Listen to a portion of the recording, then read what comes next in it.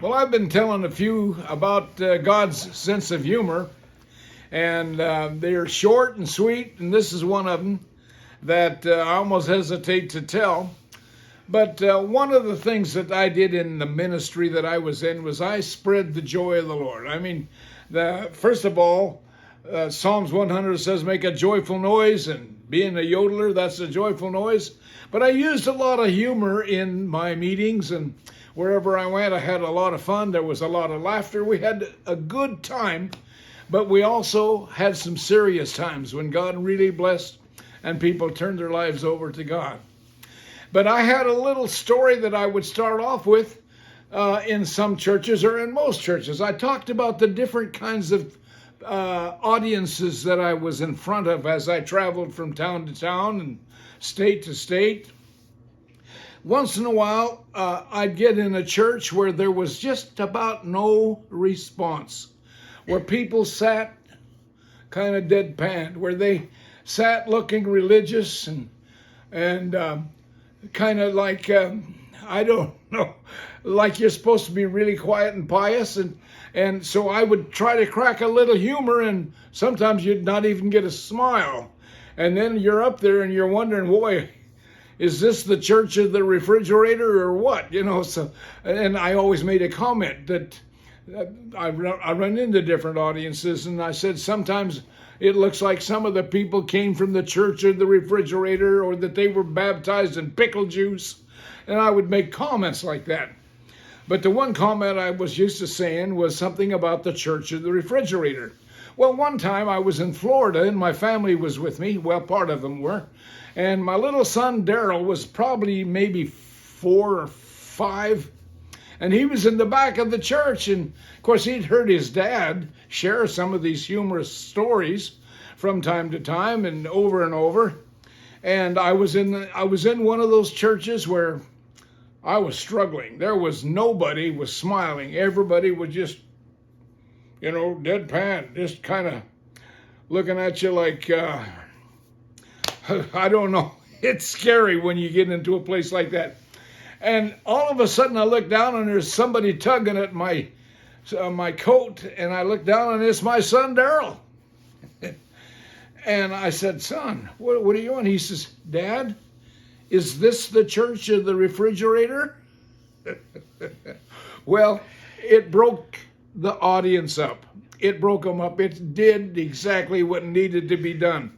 And so I thank God for Daryl, and I thank God for his honesty and what it did for us there. It was a beautiful thing, and it opened the whole thing for me, and pretty soon everybody was enjoying the service just like they're supposed to. So I wanted to tell you that. Delight yourself in the Lord, it says in Psalms 37, verse 4. That's the theme of my life. Delight yourself in the Lord. He'll give you the desires of your heart. God bless you. Now be sure and subscribe, or go down there and ring the little bell, or whatever it takes to get to see some of the other ones. Okay? God bless you. Now, Dad, why don't you tell us about the joy of the Lord? That's been a big part of your ministry all these years. And joy in church and joy in serving the Lord, but the joy of the Lord. Well, are you talking about like Psalms 100 where I'm not sure what you're asking here, but he's done it again, just like he did when he was 4 years old. He's tugging at my shirt tail. Dad, tell me what? Well, are you supposed to have fun in church? Well, yeah. Is there something wrong with having fun in church? Well, no, that's right. And we did. I shared a lot of humor. I had a lot of fun in church. But yes, I used the theme. People said, well, where do you get yodeling? How can you find that in the Bible? And I said, well, the Bible does say over in Psalms 100 and in other places to make a joyful noise unto the Lord. And if you look at the original manuscripts in the Greek and Hebrew, some of the translations are make any gleeful sound. Any gleeful sound. Well, now that's a gleeful sound. And if you listen to some of my songs that you're right here on YouTube, you can see where I'm doing some of them. You'll see the joy. All you got to do is watch some of those services and you'll see what I'm talking about. The Lord meant for us to be filled with joy. Listen, there's during Christmas time we sing, Joy to the world, the Lord has come. Now, some people sing, joy to the world. Now, what joy is there? That's not the way it was written. It's joy. Joy to the world, the Lord has come.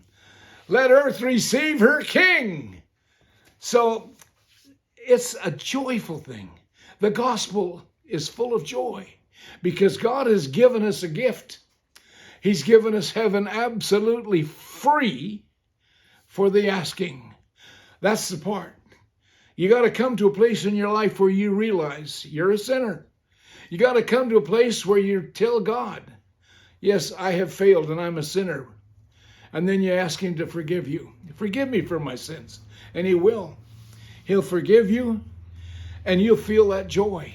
When you know that you've been given heaven and that you'll spend eternity with God, that's joy. Because it's not going to be any fun if you have to go anywhere else but heaven. So don't do it. Get yourself ready for God today. Let him know that you admit you're a sinner. Let him know that you're sorry and ask him to come into your heart, and he will. God bless you. Thanks for tuning in, and we'll see you on the next one.